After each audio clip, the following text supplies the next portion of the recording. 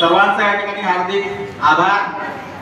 तसेच सर्व शिक्षक बंधू भगिनी, शिक्षकेतर कर्मचारी वर्ग या सर्वांचा आपण या ठिकाणी आभार व्यक्त करतो। धन्यवाद। जय श्री गुरुदेव।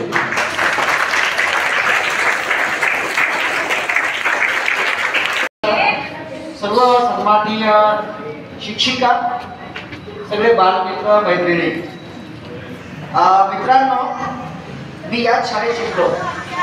1984-86 2 वर्ष या शाळेमध्ये मी शिक्षण घेतलेलं आहे। 9वा वर्ग आणि 10वा वर्ग।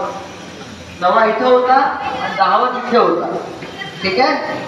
त्यावेळेस टेक्निकलला मी होतो आणि इथे आजची आज सकाळची जी प्रार्थना झाली, तर ही प्रार्थना ऐकताना सहभागी होत असताना मला ते त्यावेळेचे दिवस आठवले। तर मला खूप आनंद झाला की मी माझ्या या शाळेमध्ये शिक्षण घेत पण इथं मला येण्याची संधी मला मिळाली। याचं कारण असं आहे की तुम्हा सर्वांच्या परिचयाच्या तुमच्या मार्गदर्शिका आदरणीय दिगंबर मॅडम यांचं काल गायन झालं स्टेडियमवरती आणि सुमारे 5000 प्रशिक्षणार्थी आणि विद्यार्थी सुद्धा होते वेगवेगळ्या शाळेचे। आणि एका सुरामध्ये, एका तालामध्ये बंकिमचंद्र लिखित वंदे मातरम गीताचं गायन झालेलं आहे। आणि त्या गीताची दखल खुद्द आपल्या जिल्ह्याचे जिल्हाधिकारी आदरणीय गौडा साहेबांनी सुद्धा घेतली। त्यांनी विचारणा केली की त्या कोण मॅडम आहे की ज्याने इतकं सुंदर गीत गायन केलं। त्याबद्दल आपण मॅडमच्या टाळ्या वाजवून आपण कौतुक केलं।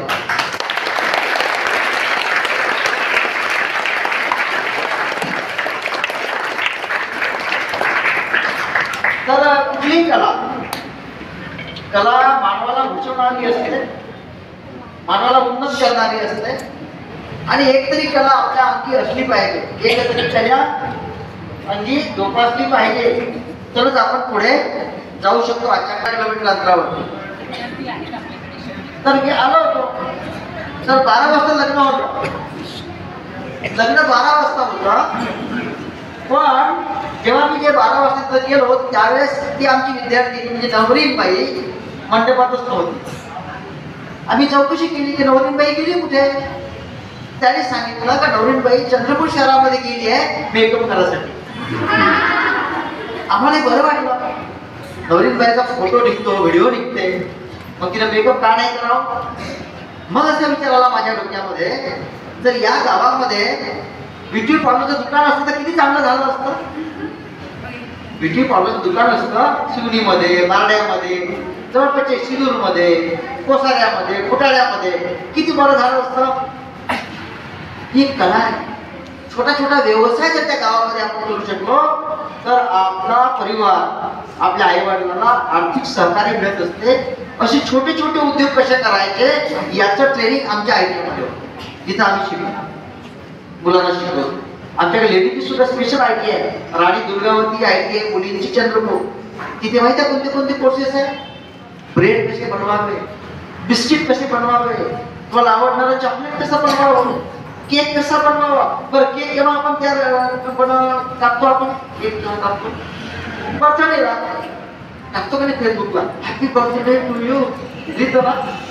आणि केक आपण कुठून आणतो? दुकानातून घेऊन येतो। आपण घरी करतो का?